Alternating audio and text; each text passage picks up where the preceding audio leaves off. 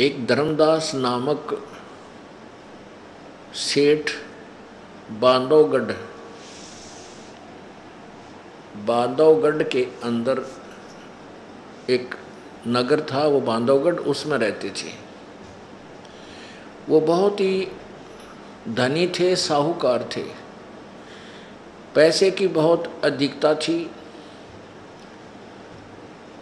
यहाँ तक वर्णन किया है कि जिस समय उस अक्षेत्र के राजा को अकाल गिर जाने से, सूखा पड़ जाने से या किसी अन्य कारणों से, प्राकृतिक आपदाओं से वित्तीय सहायता की आवश्यकता पड़ती थी, यानी कोई धन की आवश्यकता पड़ती थी, तो धर्मदास के पूर्वजों से, पिताजी से वो वित्तीय सहायता प्राप्त किया करता था।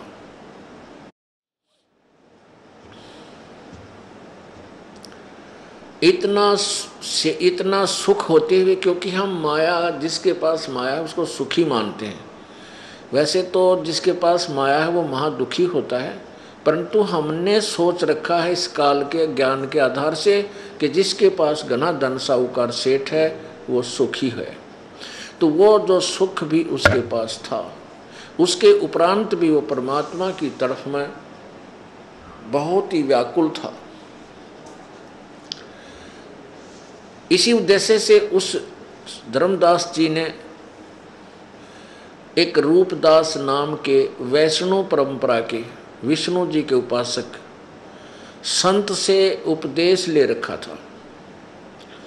और उस संत जी ने, उस गुरु जी ने धर्मदास जी को वही लोक वेद के आधार पर शास्त्र साधना बता रखी थी, और वही लोकवेद सुना रखा था कि ब्रह्मा विष्णु महेश अजरो अमर हैं, इनके कोई माता पिता नहीं है, यही तीनों भगवान सृष्टि, स्थिति और संहार करते हैं, और यही पूजा के योग्य हैं, इन्हीं की पूजा करनी चाहिए, जिससे हमें स्वर्ग प्राप्ति हो जाएगी। अब धर्मदास जी उसी आधार से अपनी साधनाएं कर रहा था। श्री राम, श्री कृष्ण और शंकर भगवान की उपासना, उनके मंत्र, विष्णु स्तोत्र, गीता जी का नित्य पाठ, एकादशी का व्रत और तीर्थों का तीर्थ यात्रा करना और श्राद्ध आदि निकालना, श्राद्ध आदि करना, वो उसकी पूजा के मुख्य अंश थे। अपनी इस साधना को उसने अंतिम उपासना समझ रखा था। अपने गुरुदेव के द्वारा बताए हुए भक्ति मार्ग के आधार से वो तीर्थों की यात्रा पर भी जाता था। एक समय उसने 68 तीर्थ हैं अपने यहाँ हिंदुस्तान में, 68 ही तीर्थों पर जाने का विचार किया और 5-6 महीने की यात्रा का प्रोग्राम बना लिया। घर से अपना धन आदि लेकर वो चल पड़ा। बांधवगढ़ से चलता चलते हुए, घूमता फिरता, अपने तीर्थों की यात्रा करता हुआ एक बार मथुरा में, अर्थात वृंदावन के अंदर, वहाँ एक तालाब के ऊपर, जिसमें एक उस तीर्थ में, उस धाम को स्नानार्थ वहाँ पर पहुँचा। उस धाम पर यानी उस सरोवर के एक तालाब के ऊपर उसने अपना डेरा लगाया, जहाँ स्नान करके अपना कल्याण प्राणी मानते थे कि इस सरोवर में भगवान श्री कृष्ण जी स्नान किया करते थे। और इस पवित्र स्थल पर आसपास के क्षेत्र में भगवान श्री कृष्ण के चरण रखे हुए थे। उस चरणों की रज को अपने सीने से, मत्थे से लगाने के लिए साधक वहाँ जाते थे अपने कल्याण के लिए। अब धर्मदास जी ने सुबह स्नान किया उस सरोवर में जिसमें वो स्नानार्थ गया था। और उधर से पूर्ण परमेश्वर कबीर जी, कबीर देव जो बनारस में जुलाहे की भूमिका कर रहे थे उस समय, वो धर्मदास जी के समकालीन थे। तो वो परमात्मा भी एक जिंदा महात्मा का रूप बना के, जिंदा महात्मा होते हैं, एक काला सा कमीज पहनते हैं, काला और कोट घुटनों से नीचे ताई का, दाढ़ी बड़ी हुई हो और ऊपर एक काला ही टोप पहनते थे, काला टोप ऐसे ऊंचे से चोटे का। तो उस वेशभूषा वाले को जिंदा संत कहते थे, जिंदा महात्मा, साधु।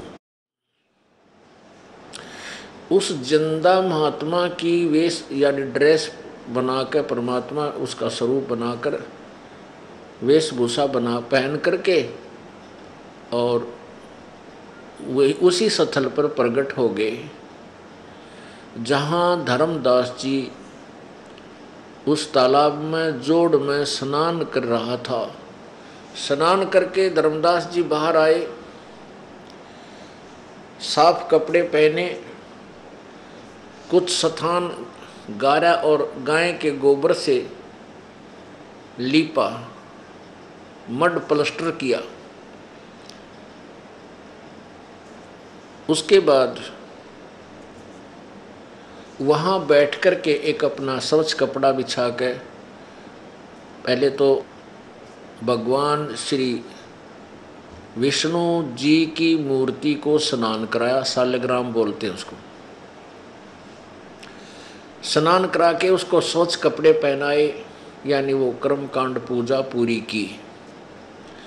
उसके बाद श्रीमद् भगवत गीता जी का नित्य पाठ करने के उद्देश्य से, जो उसका नित्य नियम था, उस उद्देश्य से गीता जी का पाठ प्रारंभ किया। उस दिन उसने गीता जी के अध्याय नंबर 7 का पाठ करना था। जैसे वो क्रम वाइज यानी प्रतिदिन एक अध्याय का पाठ करना है, और इससे उनके गुरुदेव ने बता रखा था कि गीता जी का नित्य पाठ करने से तुम्हें स्वर्ग प्राप्ति हो जाएगी। कबीर परमेश्वर जी उसकी क्रिया को देख रहे थे।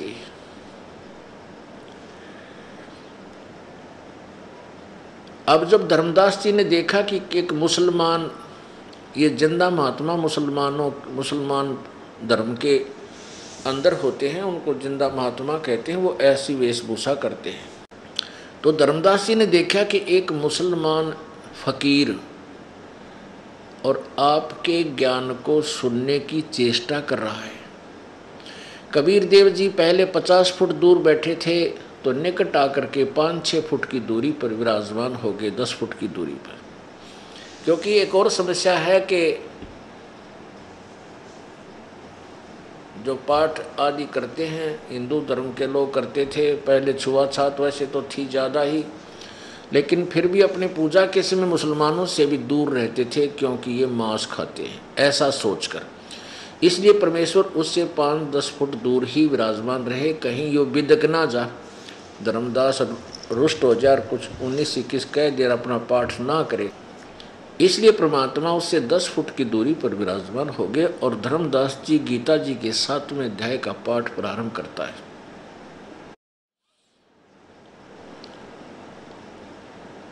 अब 7वां अध्याय आपको पढ़कर सुनाते हैं। पुण्यात्माओं,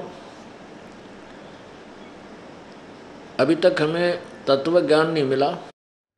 तत्व ज्ञान ना मिलने से हम सत्य भक्ति नहीं कर सके, और सत्य भक्ति यानी सत्य साधना, शास्त्र अनुकूल साधना ना करने से हम भक्तिहीन हो गए। हमारे पास भक्ति धन नहीं रहा, जिसके परिणाम स्वरूप हमारे ऊपर आपत्तियां आने लगी और हम निर्धन होने लगे, व्यवसाय में घाटे हो जाते हैं, परिवार में कोई न कोई आपत्ति खड़ी ही रहती है। इसका मूल कारण यही है कि हम शास्त्र विधि को त्याग कर मनमाना आचरण कर रहे हैं, मनमानी पूजाएं कर रहे हैं। पवित्र श्रीमद् भगवत गीता जी अध्याय नंबर 16 के श्लोक नंबर 23 में कहा है कि शास्त्र विधि को त्याग कर जो मनमाना आचरण करते हैं अर्थात मनमानी पूजा करते हैं, उनको न तो कोई सुख होता है और न ही उनके कोई सिद्धि होती है, न ही उनकी गति होती है, अर्थात यूजलेस, व्यर्थ। अब देखिएगा श्रीमद् भगवत गीता अध्याय नंबर 7 को पढ़कर सुनाते हैं।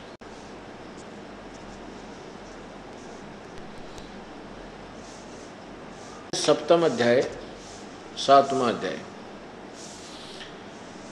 इसका प्रथम मंत्र में कहा कि हे पार्थ, अनन्य प्रेम से मुझ में आसक्त चित्त तथा अनन्य भाव से मेरे प्राण होकर योग में लगा हुआ जिस प्रकार से संपूर्ण विभूति बल ऐश्वर्य युग गुणयुक्त सबके आत्म रूप मुझको संशय रहित जानेगा, उसको सुन। कि मेरे को तो पूर्ण रूप से समझ जाएगा मैं क्या हूँ। अब दूसरे में कहा कि मैं तेरे लिए इस विज्ञान सहित तत्व ज्ञान को संपूर्णता कहूँगा, जिसको जानकर संसार में फिर कुछ भी जानने योग्य शेष नहीं रह जाता। इसमें कमाल कर दिया है कि इसमें ऐसा ज्ञान दे दूंगा कि इस ज्ञान को समझ लिया फिर तेरे को कुछ भी जानना शेष नहीं रहेगा। तीसरे में कहा कि हजारों मनुष्यों में कोई एक मेरी प्राप्ति के लिए यत्न करता है। यत्न करने वाले में योगियों में भी कोई एक मेरे प्राण होकर मुझको तत्व से यथार्थ रूप से जानता है। आगे बताया कि 4 और 5 का इकट्ठा ही अनुवाद किया कि पृथ्वी जल अग्नि वायु आकाश मन बुद्धि और अहंकार भी इस प्रकार ये 8 प्रकार से विभाजित मेरी प्रकृति है। ये 8 प्रकार के भेद वाली तो अपरा अर्थात मेरी जड़ प्रकृति है। और ए मावाहो, इससे दूसरी जो जिससे यह संपूर्ण जगत धारण किया जाता है, मेरी जीव रूपा परा अर्थात चेतन प्रकृति जान। अब इसमें 4-5 श्लोक में 7वें अध्याय के में स्पष्ट किया है कि एक तो प्रकृति स्वभाव जैसे जीव का ये 25 प्रकृति होती है। एक जो शरीर हमारा बनता है जीव के साथ 25 प्रकृति, ये तो है जड़ प्रकृति है, जैसे पृथ्वी जल अग्नि वायु आकाश मन बुद्धि अहंकार, इस प्रकार की ये 8 प्रकार की। और एक दूसरी जो है वो प्रकृति दुर्गा है, जिससे सारा संसार उत्पन्न हुआ है। 2 प्रकृति बताई है, तो इसलिए दुर्गा को प्रकृति भी कहते हैं। और इसी का प्रमाण 14वें अध्याय के 3, 4, 5 में स्पष्ट किया हुआ है कि प्रकृति तो सब जीवों की माता है, मैं काल ब्रह्म इनका सब का पिता हूँ और मैं इस प्रकृति अर्थात दुर्गा के पेट में बीज स्थापित करता हूँ, जिससे सभी प्राणियों की उत्पत्ति होती है, स्पष्ट किया है। और इन्हीं तीनों गुणों से उत्पन्न रजगुण ब्रह्मा सतगुण विष्णु तमगुण शिव जी इस जीव आत्मा को इस शरीर में कर्मों के बंधन में बांधे रखते हैं, ये यहाँ पर जकड़े रखते हैं। अब देखो 6, ऐसा समझ पूर्ण भूत इन दोनों प्रकृतियों से ही उत्पन्न होने वाले हैं। मैं संपूर्ण जगत का प्रभाव और प्रलय हूँ, यानी प्रलय का संपूर्ण जगत का मूल कारण हूँ। कि यहाँ प्रलय और उत्पत्ति जो भी हो रही इसका मूल कारण मैं ही हूँ, कोई दूसरा परम कारण नहीं है। क्योंकि इस काल को 1 लाख मानव शरीरधारी प्राणियों को खाने का श्राप लगा हुआ है और उसी के परिणाम स्वरूप ये अपने उसी उद्देश्य से ये अपने तीनों पुत्रों से रजगुण ब्रह्मा से सतगुण विष्णु से तमगुण शिव जी से उत्पत्ति सतीथि और संहार करवाता है। इसलिए कह रहा है कि इसका मूल कारण मैं ही हूँ। अब देखिएगा 7वां, हे धनंजय, ये 7वां श्लोक है। हे धनंजय, मुझसे भिन्न दूसरा कोई परम कारण नहीं है। यह संपूर्ण जगत सूत्र में मणियों के सदृश मुझ में गुथा हुआ है। हे अर्जुन, मैं जल में रस हूँ, चंद्रमा और सूर्य हूँ, प्रकाश हूँ, संपूर्ण वेदों में ओंकार हूँ, आकाश हूँ, आकाश में शब्द और पुरुषों में पुरुषत्व हूँ।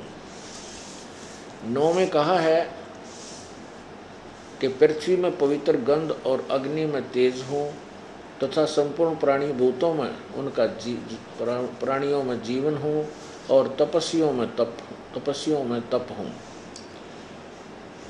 और अर्जुन संपूर्ण भूतों का सनातन बीज मुझको जान, मैं बुद्धिमानों की बुद्धि और तेजस्वियों का तेज हूँ। ये भारत श्रेष्ठ, मैं बलवानों का आसक्ति और कामना से रहित बल और सामर्थ्य हूँ। मैं सब भूतों में धर्म के अनुकूल शास्त्र अनुकूल काम हूँ। अब ये अपने 11 तक पढ़ लिया। इसका क्या अर्थ है? ये स्पष्ट कर रहा है कि जो भी इस संसार में प्रलय उत्पत्ति हो, इसका मुख्य कारण मैं हूँ और दूसरा कोई नहीं है। 2 प्रकृति बताई हैं, एक तो जड़ 8, जिसकी 8 प्रकार की, वायु, जल, अग्नि, मन, बुद्धि, अहंकार आदि सारे मिलाकर, और दूसरी चेतन प्रकृति है जिससे सब जीवों की उत्पत्ति ये काल करता है। और तीसरा ये बता रहा है कि मैं बलवानों का बल हूँ, बुद्धिमानों की बुद्धि हूँ। अब पुण्यात्माओं, जैसे महाभारत का युद्ध जब इसने करवाना था काल ने, उस समय तो अर्जुन को शक्ति दे दी, बल दे दिया, और उसने अपने गांडीव धनुष के द्वारा ना जाने कितनी हत्याएं कर डाली और सूरवीर कहलाया। उसके बाद जब श्री कृष्ण जी के पैर में एक शिकारी ने विषाक्त तीर मार दिया था, जब श्री कृष्ण जी एक वृक्ष के नीचे लेटे हुए थे दोपहर के समय जंगल में, उस समय पूरा यादव कुल आपस में लड़कर मृत्यु को प्राप्त हो चुका था। यादव कुल में 56 करोड़ यादव थे, वो सभी नाश हो गया था, उनका मर चुके थे। उसमें श्री कृष्ण जी भी एक वृक्ष के नीचे लेटा हुआ था। एक शिकारी ने भगवान श्री कृष्ण जी के पैर में तीर मार दिया, जहर से बुझा हुआ विषाक्त, जिससे श्री कृष्ण जी की मृत्यु हुई। तो उसने मृत्यु से जब तड़फ रहे थे, उस शिकारी ने जाकर देखा कि तो कोई व्यक्ति मर गया, लेकिन वो उस शिकारी ने सोचा था कि कोई मृग बैठा है, हिरण बैठा है, और उसकी आंख चमक रही है। भगवान श्री कृष्ण के पैर में एक पद्म था जो पैर के अंदर फिट था, जैसे ये तिल हो जाता है हमारे तिल शरीर में, उसमें चमक इतनी थी कि रात्रि के समय में वो रोशनी करता था जैसे 100 वाट का बल्ब जल रहा हो, और दिन के अंदर 100 वाट के बल्ब की केवल एक टिमटिमाहट देखी जा सकती है। तो ऐसे उस वृक्ष के नीचे श्री कृष्ण लेटा हुआ था और घुटने पर दूसरा पैर रखा हुआ था, तलवार सामने फ्रंट था, और आगे झुरमुट वृक्ष की जमीन पर छुई हुई थी। उस शिकारी ने उस झुरमुटों में के देखा कि कोई मृग बैठा है वृक्ष के नीचे। वो मृग की आंख जान करके उस पैर के पद्म में तीर मार दिया था शिकारी ने। श्री कृष्ण तड़पने लगा, हाय मर गया, हाय मर गया। तो उस आवाज़ सुन करके उस शिकारी को लगा कि कोई मनुष्य का जा लगा, ये तो मनुष्य मर गया। देखा तो वो तो द्वारकाधीश वहाँ पर तड़प रहे थे। तब उस शिकारी से ने कहा कि भगवान मेरे से धोखा हो गया, मैंने तो मृग समझा और मृग की आंख जानकर आपके पैर के में तीर लग गया। श्री कृष्ण जी ने कहा कोई धोखा नहीं हुआ भाई, ये तेरा मेरा कोई पूर्व जन्म का संस्कार था पहले, अब वो मैंने अपना बदला दे दिया, टिट फॉर टैट मेरा पूरा हो गया।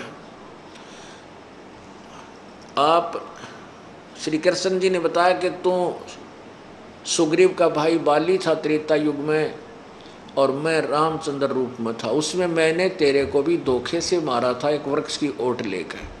आज मैंने तेरा टिट फॉर टैट पूरा कर दिया, अदले का बदला दे दिया। अब तू ऐसे कर, यहाँ से जा और किसी प्रकार मेरा संदेशा पांडवों तक पहुँचा दे, वो यहाँ आ जाए। ऐसा ही हुआ। जब पांडव वहाँ पर आए तो श्री कृष्ण जी शरीर छोड़ गए, पांडवों ने सभी उन कौरवों के अंतिम संस्कार किया। और श्री कृष्ण जी ने कहा था कि यहाँ पुरुष कोई नहीं बचा इस द्वारका से, सभी औरतों को साथ ले जाओ, वहाँ दिल्ली में रख लेना, यहाँ दूसरे लोग इनको तंग करेंगे, निकम्मी आत्माएं। ऐसा ही श्री कृष्ण जी का अंतिम संस्कार करके अर्जुन अकेला ही, वो चारों पांडव तो पहले चले गए। अर्जुन को स्वयं को इतना गर्व था कि मेरे सामने कोई टिकने वाला नहीं है, इसलिए उसने कहा कि मैं अकेला ही इन सबको ले आऊँगा। सभी गाड़ियाँ तैयार की, रथ आदि जोड़ लिए। रास्ते में आ रहे थे तो जंगली लोगों ने अर्जुन को घेर लिया और अर्जुन के वही गांडीव धनुष जो साथ लिए हुए था अर्जुन से उठा भी नहीं, और भीलों ने उसको पकड़ा और पीटा। सभी औरतों के गहने लूट लिए, कुछ एक औरतों को भी साथ ले गए। अर्जुन कुछ नहीं कर सका, खड़ा खड़ा देख रहा है। तब अर्जुन कहता है कि ये कृष्ण बड़ा छलिया था, इसने मेरे साथ धोखा ही धोखा किया। पहले तो मैं युद्ध करने से मना करूं था, जब तो ये कहता रहा कि युद्ध कर ले युद्ध कर ले, और जब मैंने युद्ध किया तब तो मुझे बल दे दिया, मैं एक तीर से 10-10 आदमियों को मार देता था, और आज मेरे से वो बल छीन लिया। मैं खड़ा खड़ा कठपुतली की तरह विवश हूँ।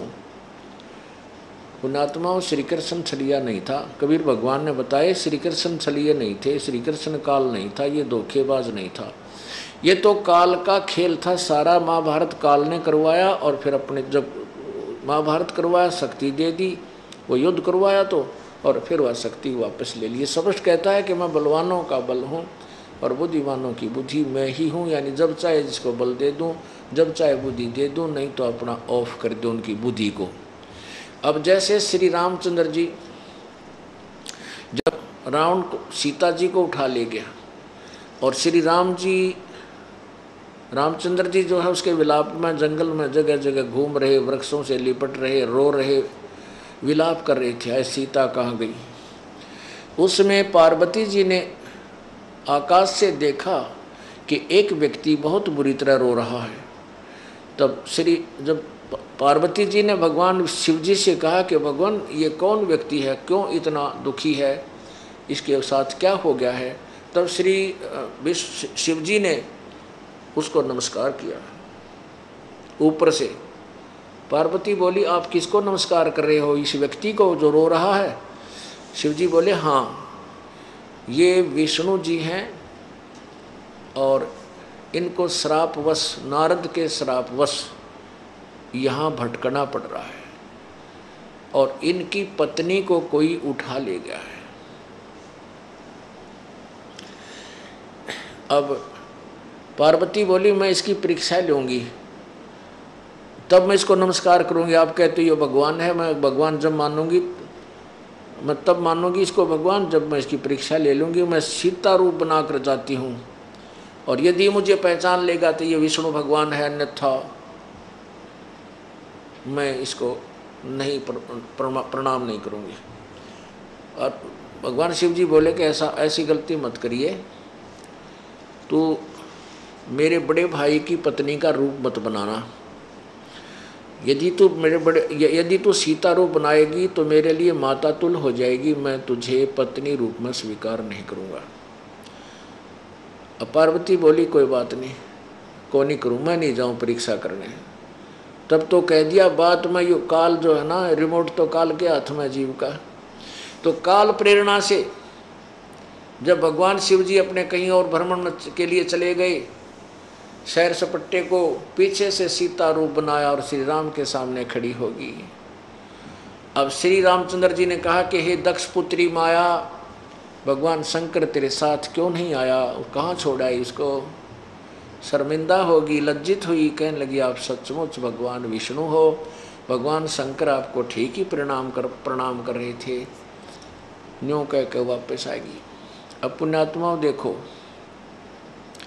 श्री रामचंद्र जी को अपनी पत्नी का तो पता नहीं, उसने कौन ढालेगा, डकरा रहे हैं, हाय कहाँ गई। वो तो हीट एंड ट्रायल मेथड से ढूंढी, जैसे कोई इधर ढूंढने गया, कोई इधर ढूंढने गया। हनुमान जी लंका में कूद गया, वहाँ वो पाई। जैसे किसी की गायें खो जाया करे, गुम हो जाए, उसने ढूंढते ढूंढते कोई इधर जा रहा है कोई इधर, वो मिल जाए तो ठीक है, ना तो गई तो गई।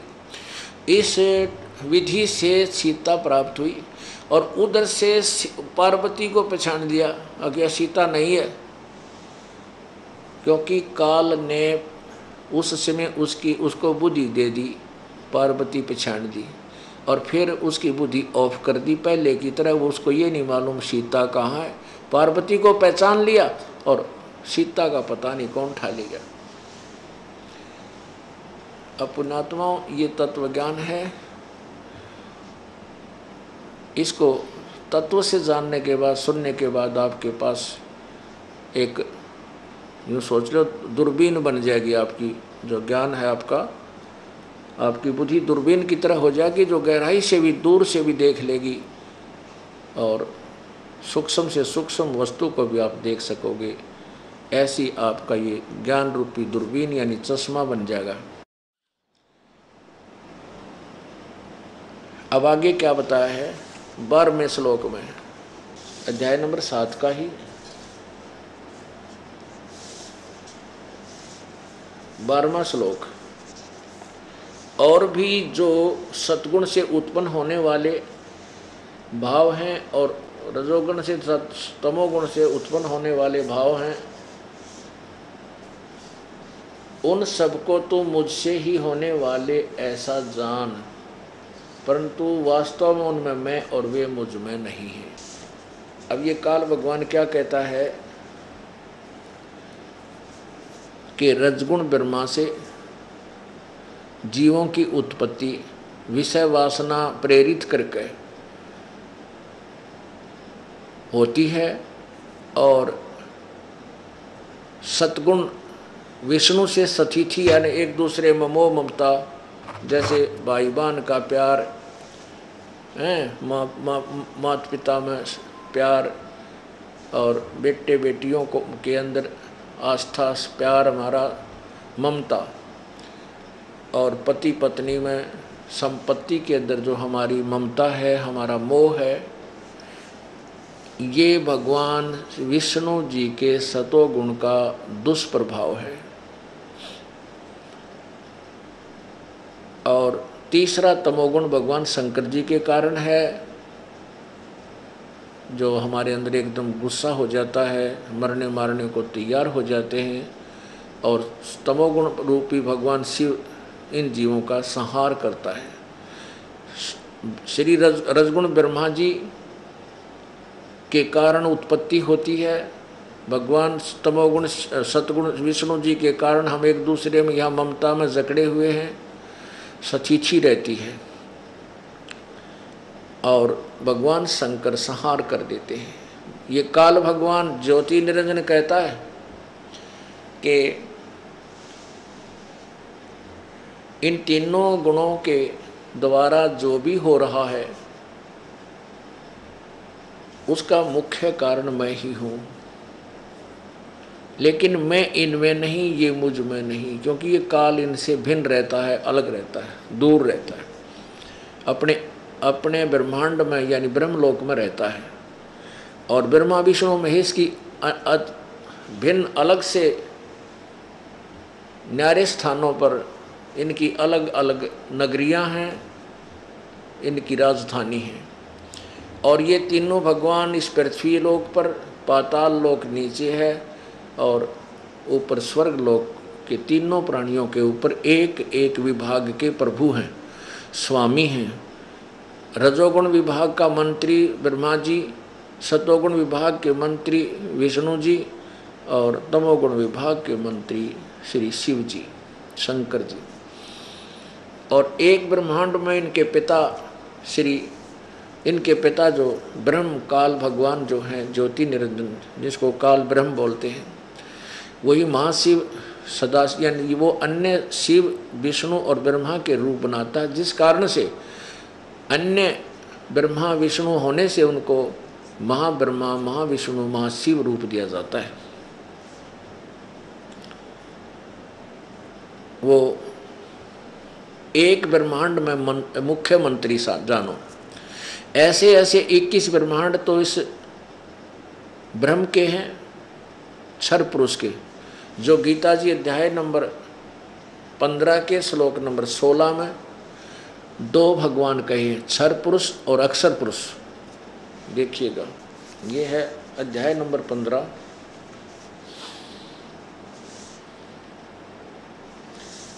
और मंत्र 16, ये यहाँ है 16।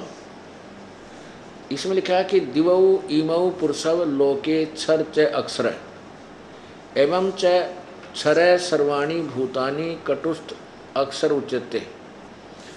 इसका अनुवाद किया है कि इस संसार में नाशवान और अविनाशी, नाशवान और अविनाशी भी ये दो प्रकार के पुरुष हैं। पुरुष माने प्रभु, स्वामी। ये क्षर पुरुष और अक्षर पुरुष, इन्होंने लिखा है क्षर और अक्षर ये दो प्रकार के पुरुषों माने पुरुष हैं। तो इसको हम क्षर पुरुष और अक्षर पुरुष भी कह सकते हैं। ये क्षर पुरुष ब्रह्म है, अक्षर पुरुष ये परब्रह्म है।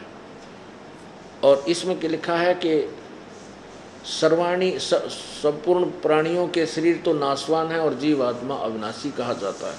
अब इसमें क्या कहा है कि जो क्षर पुरुष है और अक्षर पुरुष, क्षर पुरुष ये ब्रह्म को बोलते हैं, क्षर ब्रह्म कहो, क्षर पुरुष कहो, अक्षर ब्रह्म कहो, अक्षर पुरुष कहो, परब्रह्म कहो। तो ये दो भगवान हैं और इन दोनों के शरीर और इनके अंतर्गत जितने प्राणी हैं उनके शरीर तो नाशवान है और जीवात्मा तो किसी की मरती ही नहीं। गीता जी अध्याय नंबर 15 के श्लोक 17 में स्पष्ट किया है कि उत्तम पुरुष यानी पुरुषोत्तम, उत्तम पुरुष तो अन्य परमात्मा इति उदाहरते। उत्तम पुरुष यानी इनसे जो सही भगवान है, श्रेष्ठ प्रभु है, जो वास्तविक परमात्मा, वो तो इन दोनों से कोई और है। ये देखो, अभी आपने ये पढ़ा 16वां 17वां पढ़ो, उत्तम पुरुष तो अन्य परमात्मा इति उदाहरतः ये लोकत्रयम् आविश्य विभर्ति अवय ईश्वर। उत्तम पुरुष, इसको पुरुषोत्तम कहो चाहे उत्तम पुरुष कहो, यानी श्रेष्ठ प्रभु तो कोई अन्य ही है, और ही है। उन ऊपर वर्णित दोनों से कोई और है जो तीनों लोकों में प्रवेश करके सबका धारण पोषण करता है। और अविनाशी परमेश्वर परमात्मा इस प्रकार कहा गया है। अब इन तीनों भगवानों की सतीथि से हम परिचित होंगे, तब हम अध्यात्म, संपूर्ण अध्यात्म ज्ञान से परिचित होंगे। अब ये क्षर पुरुष कहो, क्षर ब्रह्म कहो और अक्षर पुरुष कहो, अक्षर ब्रह्म कहो और फिर परम अक्षर ब्रह्म कहो, परम अक्षर पुरुष कहो। ये तीसरा भगवान जो पुरुषोत्तम, वास्तव में पुरुषोत्तम है, वो तीसरा प्रभु है, वो परम अक्षर ब्रह्म है। इसी के विषय में गीता जी अध्याय नंबर 8 के मंत्र नंबर 1 में अर्जुन ने पूछा, प्रभु आपने 7वें अध्याय के 29वें मंत्र में श्लोक में कहा है कि जो तत्ब्रह्म को, जो मैं जो ज्ञान दे रहा हूँ गीता जी का, इसको जो समझ कर तत्वदर्शी संत की खोज कर लेगा तो वो जो इस तत्ब्रह्म को समझ लेता है, संपूर्ण अध्यात्म ज्ञान को, और सभी कर्मों से परिचित हो जाता है, पाप और पुण्यों के से, तो वो केवल जन्म और मृत्यु से, जरा और मरण से छूटने का ही प्रयत्न करता है और किसी वस्तु की, यहाँ की वो डिमांड नहीं करता, वो किसी की इच्छा नहीं करता। वो कौन है वो तत्ब्रह्म?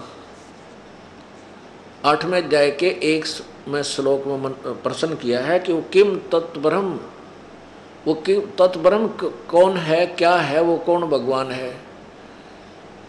उसका उत्तर 8वें अध्याय के 3 श्लोक में दिया है कि वो परम अक्षर ब्रह्म है। वो सबसे उत्तम परमात्मा जो है वो परम अक्षर ब्रह्म है। अब पढ़िए 8वां अध्याय का पहले 7वें, ये 7वां चल रहा है, 7वें के से लिंक है इसका, इसलिए ज्ञान को समझकर हम आगे चल पाएंगे। यहाँ देखिए, ये 7वां अध्याय है और यहाँ 29वां मंत्र है नीचे। इसमें कहा है कि जरामरण मोक्षाय माम आश्रित्य यतंती ये ते ब्रह्म तत्व विदु। ब्रह्म तत्व यानी तत्व ब्रह्म भी बोल सकते हैं इनको, तत्व ब्रह्म। और कृत्सम अध्यात्मम कर्म च अखिलम।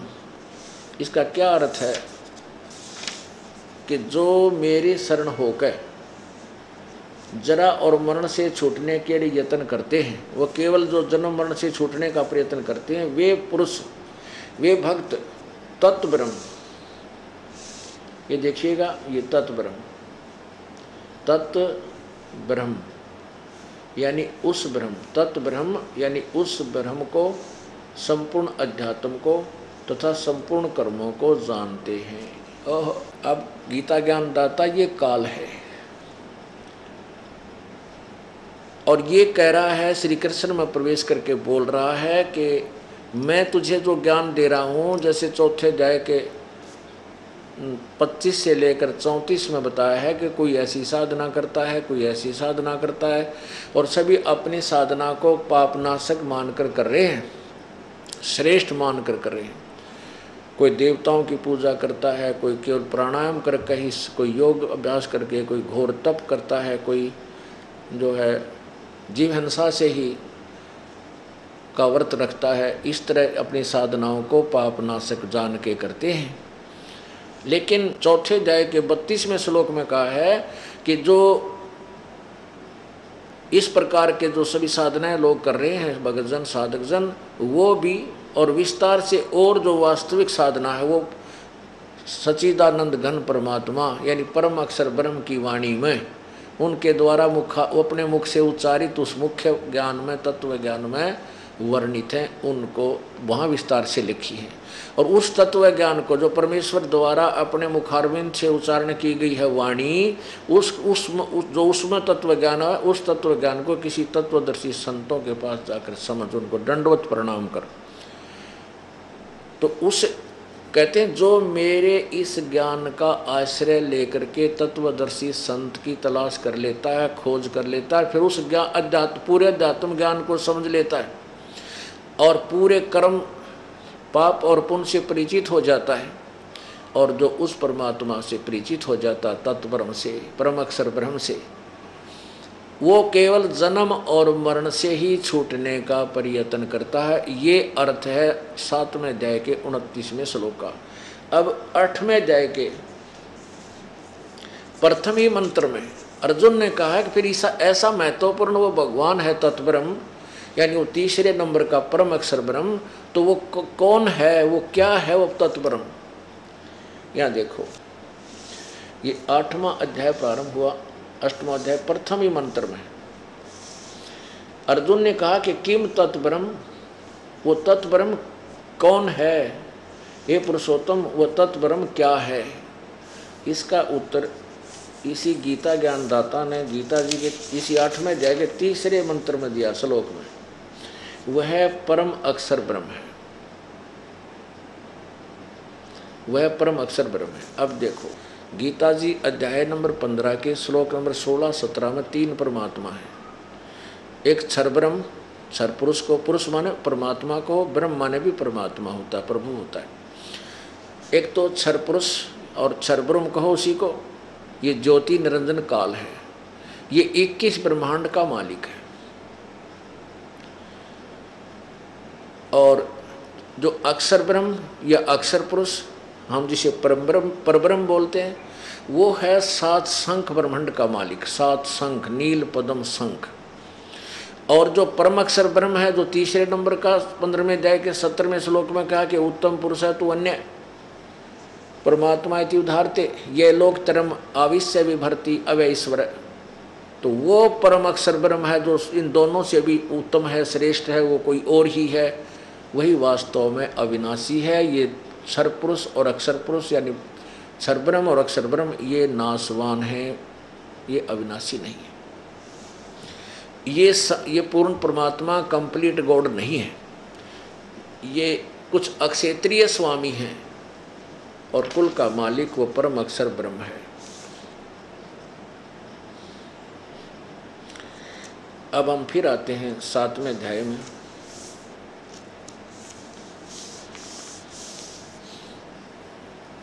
7वें अध्याय का 12वां श्लोक, ये गीता ज्ञान दाता कहता है कि तीनों गुणों के द्वारा जो भी हो रहा है, रजगुण ब्रह्मा से जीवों की उत्पत्ति, सतगुण विष्णु जी से सतिथि और शंकर से तमगुण शंकर जी से संहार, इसका मुख्य कारण मैं ही हूँ।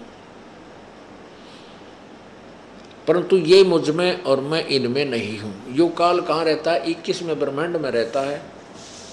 अब देखना इसकी सतिथि, ये एक ब्रह्मांड है, ब्रह्मांड, ये एक ब्रह्मांड है इतना।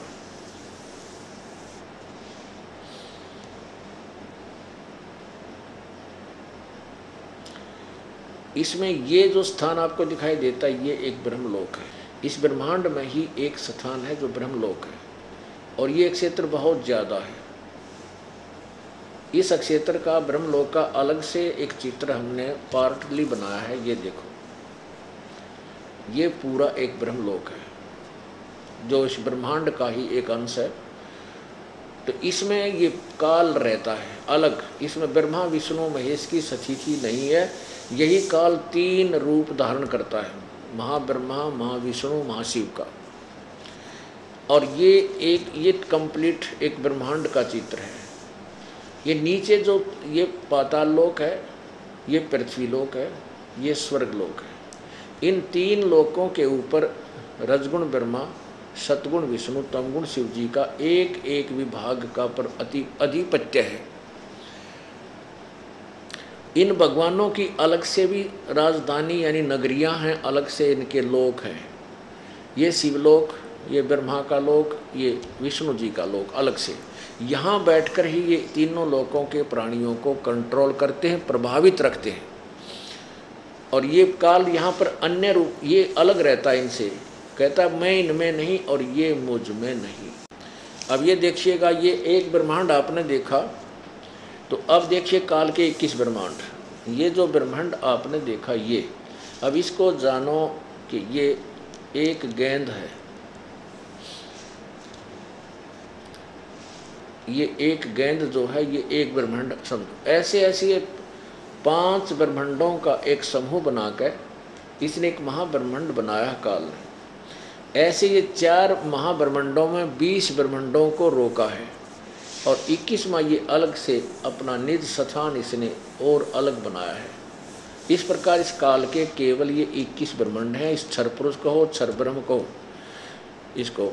और अब देखिएगा ये संपूर्ण, ये असंख्य ब्रह्मांडों का और चित्र, और साथ में ये अक्षर ब्रह्म के कितने 7 संख्य ब्रह्मांड। ये देखो,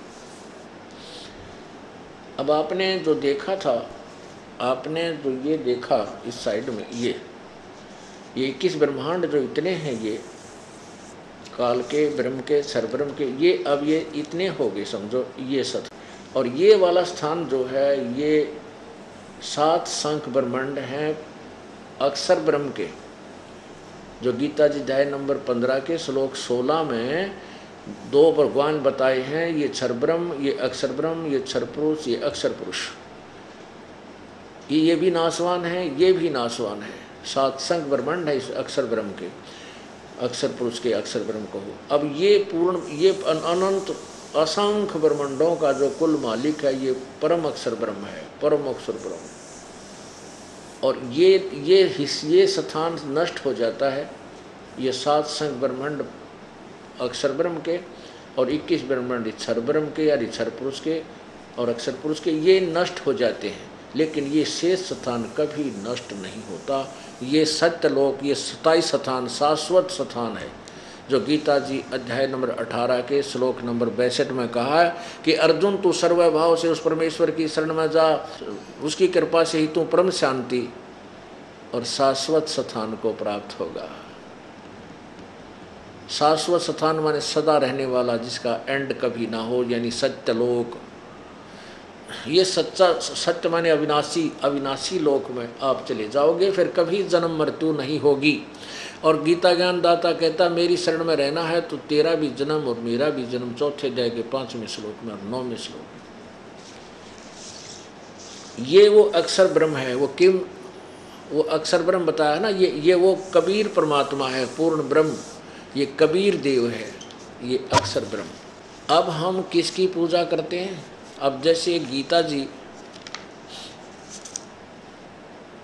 गीता जी अध्याय नंबर 8 के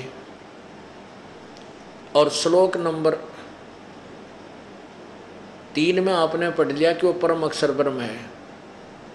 उसके जानने के बाद फिर केवल यहाँ से जन्म मृत्यु से छूटने की चेष्टा करता जीव, यहाँ नहीं रह सकता। तो फिर 8वें अध्याय के 5, 6, 7, 5 और 7 श्लोक में तो गीता ज्ञानदाता कहता मेरी भक्ति कर मुझे प्राप्त होगा। और 8वें अध्याय के 13वें श्लोक में गीता ज्ञानदाता कहता है कि मेरा तो केवल एक ओम नाम है। उस ओम नाम का जाप, उस ओम एक अक्षर का जाप यदि अंतिम श्वास तक करता हुआ शरीर छोड़ जाता है तो मेरे वाली परम गति को प्राप्त होता है, यानी मुझे ही प्राप्त होता है। फिर 8वें अध्याय के श्लोक नंबर 8, 9, 10 में उस परम अक्षर ब्रह्म, उस परम दिव्य पुरुष परमात्मा के विषय में कहा कि उसकी भक्ति जो साधना उस तत्वदर्शी संत से लेकर करता है, वो उस साधना के, उस सत्य साधना, उस भक्ति के बल से, भक्ति की कमाई से के कारण अंतिम समय तक सांस का सुमन करता हुआ अंतिम सांस तक उसी परम दिव्य पुरुष अर्थात परम अक्षर ब्रह्म को प्राप्त हो जाता है। अब आइए फिर उसी पे 8वें अध्याय का अब देखिएगा 5वां मंत्र।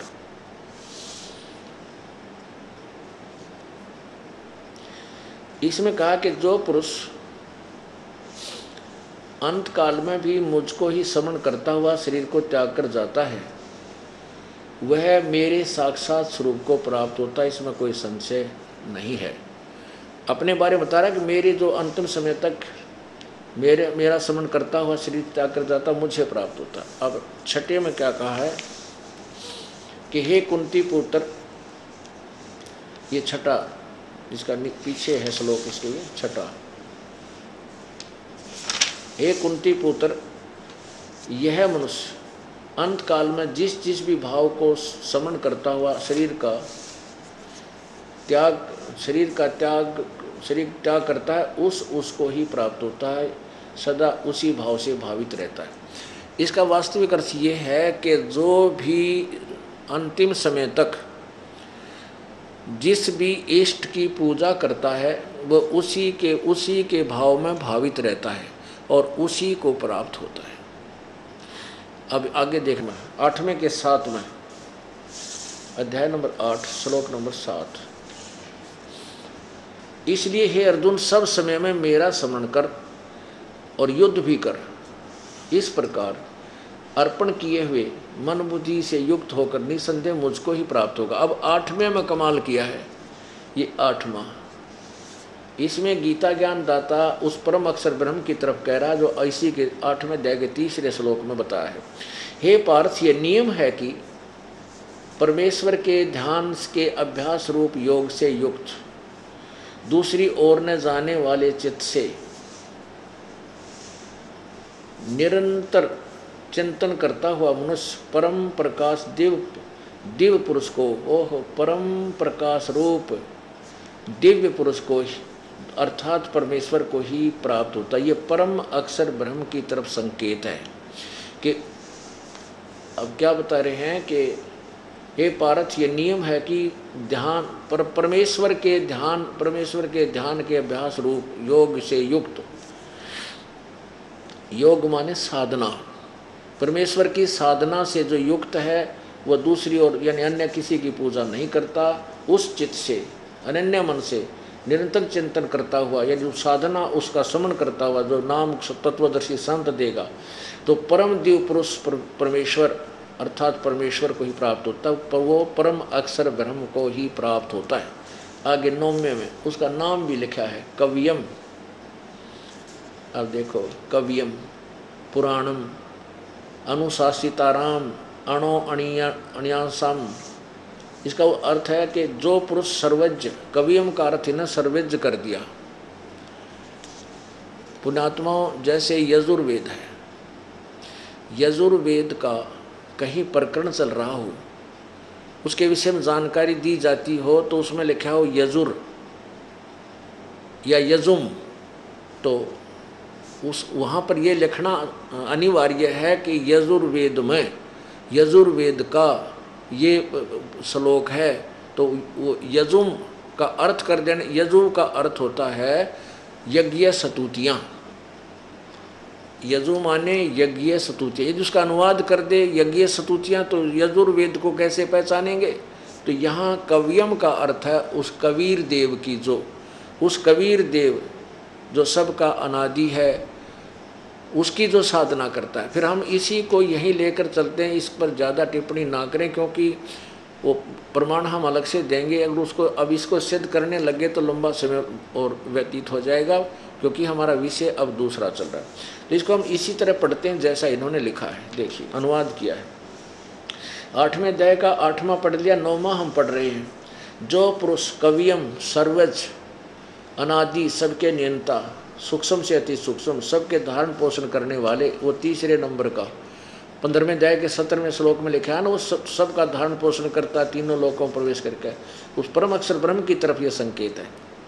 धारण पोषण करने वाले अचिंत स्वरूप, सूर्य के सदृश नित्य चेतन, सूर्य की तरह प्रकाशमान और अविद्या से अति परे सच्चिदानंद घन परमेश्वर का स्मरण करता है। जो उसका स्मरण करता है, 10वां, वह भक्ति युक्त पुरुष अंत काल में भी योग बल से यानी भक्ति की शक्ति से वैकुंठी के माध्यम में प्राणों को अच्छी प्रकार स्थापित करके फिर निश्चल मन से स्मरण करता हुआ उस दिव्य परम पुरुष परमात्मा को ही प्राप्त होता है। देख कितना निर्मल ज्ञान है पवित्र गीता जी का।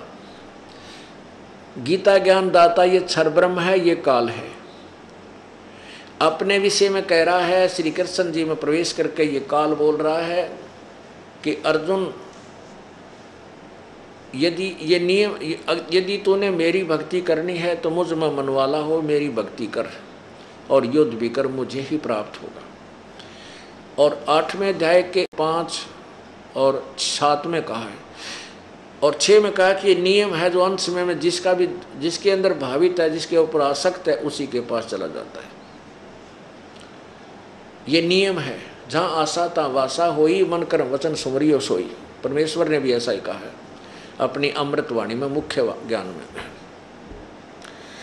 और फिर 8वें अध्याय के 8, 9, 10 में किसी और पूर्ण परमात्मा सच्चिदानंद घन परमेश्वर की तरफ संकेत है कि उसका जो सिमरण करता है वो उसको प्राप्त होता है। अपने विषय बताता कि मेरा तो केवल एक ओम मंत्र है। ये 8वें अध्याय का 13वां श्लोक, 8वें अध्याय का ये 13वां श्लोक है, ये पढ़ेंगे। ओम इति एकाक्षरम ब्रह्म व्यवहारं माम अनुसमरण, यह प्रयाति तजन देहम स याति परमाम गतिम। माम ब्रह्म यानी मुझ ब्रह्म का, ओम इति एक अक्षरम, ओम यह एक अक्षर है, इसका जो उच्चारण करके सुमन करता है, करता हुआ और अंत यह प्रयाति तजन देहम, अंतिम सांस तक, शरीर छोड़कर जाते समय तक जो इसका सिमन करता हुआ शरीर छोड़ जाता है, वह मेरे वाली परम गति को प्राप्त होता है। अब 13 ये 12 और 13 इकट्ठा अनुवाद किया। यहाँ देखिए 13वां, जो पुरुष ओम, ये ओम इति, ओम इस एक अक्षर रूप ब्रह्म को उच्चारण करता हुआ उसके अर्थ रूप मुझ निर्गुण ब्रह्म का चिंतन करता हुआ शरीर को त्याग कर जाता है, वह परम पुरुष परम गति को, वह पुरुष परम गति को प्राप्त होता है। ये तो बताया है कि मेरा जो ओम नाम है, बस इसका जो और कोई और मंत्र ही नहीं है जाप करने का, और अन्य मंत्र हम जाप करते हैं तो वह शास्त्र अनुकूल नहीं है। जैसे किसी प्रकार ओम नमः शिवाय, ओम भगवते वासुदेव, ओम नमो वासुदेव भगवते नमः, इस तरह की ये मंत्र नहीं है। ये मोक्षदायक नहीं, शास्त्र अनुकूल साधना नहीं है, ये मोक्षदायक मंत्र नहीं है।